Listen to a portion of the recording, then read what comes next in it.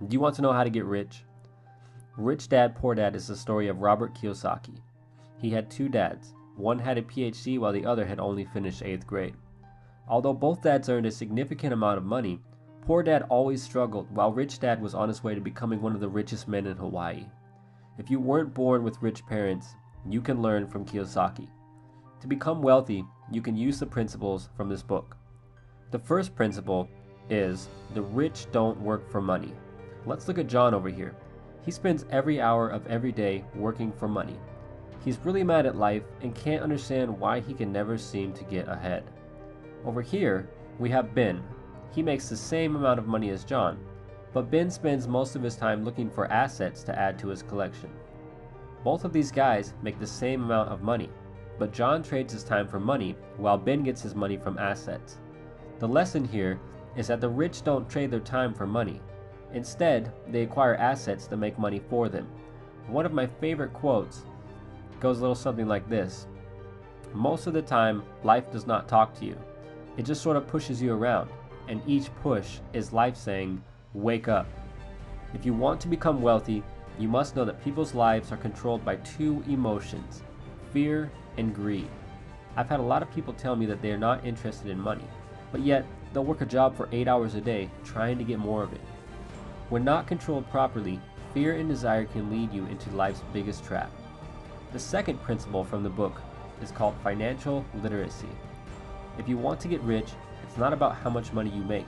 It's about how much money you keep. Intelligence solves problems and produces money, but money without intelligence is money soon gone.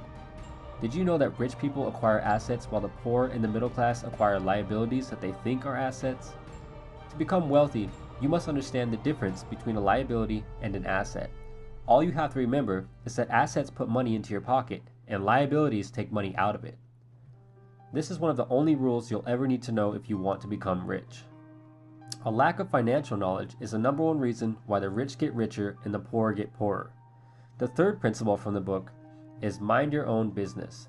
To sum this principle up, the book is telling you that the rich focus on their assets while everyone else focuses on their income statements. To follow this principle, you need to build and maintain a strong group of assets. An asset might be a piece of real estate, a website, or anything that produces positive cash flow for you every single month. The fourth principle from the book is the power of corporations. If you're watching this video, you probably don't know that corporations are one of the biggest secrets of the rich, and they serve as a smarter way to play the game of life. The rich use corporations to take advantage of legal tax loopholes and protect their money. If you own a business and make a decent amount of money, you need to consider setting up a corporation. To get rich, the book says that you need to train your financial IQ, which is comprised of your knowledge across several broad subjects. To increase your financial IQ, you must increase your knowledge in the areas of accounting, investing, understanding markets, and the law. Accounting is for reading and understanding numbers, and investing is for using your money to make more money. Understanding markets is the science of supply and demand, and the law is understanding tax laws and how to keep more of your own money. Once again, a corporation is one of the biggest legal tax loopholes used by the rich to make and keep more of their money. Your financial IQ is a synergy of all of these skills and talents combined. Now, the fifth principle from the book is the rich invent money. This principle can be summed up as the rich seize opportunities to invent money. Remember that great opportunities are not seen with your eyes, they are seen with your mind. The single most powerful asset that you have is your mind, and if trained well, it can create enormous wealth for you. Another important point from the book is, in the real world, it is not the smart who get ahead, but the bold. This means that the bold, or risk takers, tend to make the most financial progress, even if they're not as smart as others. The sixth principle from the book says to work to learn, don't work for money. This means that rich people work to learn, and not for job security. If you want to get rich, you should know a little bit about a lot of subjects. One of my favorite quotes is, JOB is an acronym for just over broke. It means that focusing only on a job will prevent you from becoming truly wealthy. Now, the seventh principle from the book is overcoming obstacles. The primary difference between a rich person and a poor person is how they manage fear. Even if you have an excellent financial IQ, there are a few major obstacles that will hold you back from becoming rich. These obstacles are fear, cynicism, laziness, bad habits, and arrogance. Some people are so afraid of losing that they lose. Cynicism is the kind of like another word for self-doubt, and for many, it's a major obstacle. Laziness is another obstacle that we all struggle with. I remember after I first started getting results in the gym, and once I'd achieved what I considered to be a decent accomplishment, I started to get lazy, and I didn't want to go to the gym as much. The same laziness that prevented me from going to the gym can hold you back from becoming rich. Bad habits can have the same effect. Stop watching so much television and going out to drink on the weekends. The final obstacle that everyone must face is arrogance.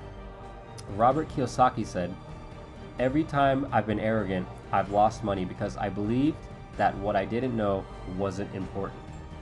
Don't let arrogance steal your money. Now, let's look at the 10 steps to awaken your financial genius. Step number 1, find a reason greater than reality. The power of spirit. Have a strong reason to pursue financial independence. Step number 2, make daily choices. Choose your daily activities wisely to invest in your mind and goals. Step number 3, choose your friends carefully. Be careful who you choose to associate with. Step number 4, master a formula, then quickly move on to the next. Financial success is closely linked to how quickly you can learn new formulas for making money. Step number 5, always pay yourself first to enhance your self-discipline. If you can't control yourself, don't try to get rich. Step number 6, pay your brokers well. It's hard to measure the power of good advice. Step number 7, be an Indian giver. With the right deal, it is possible to get something for nothing. Try to make investments that offer you something for free, such as a piece of land.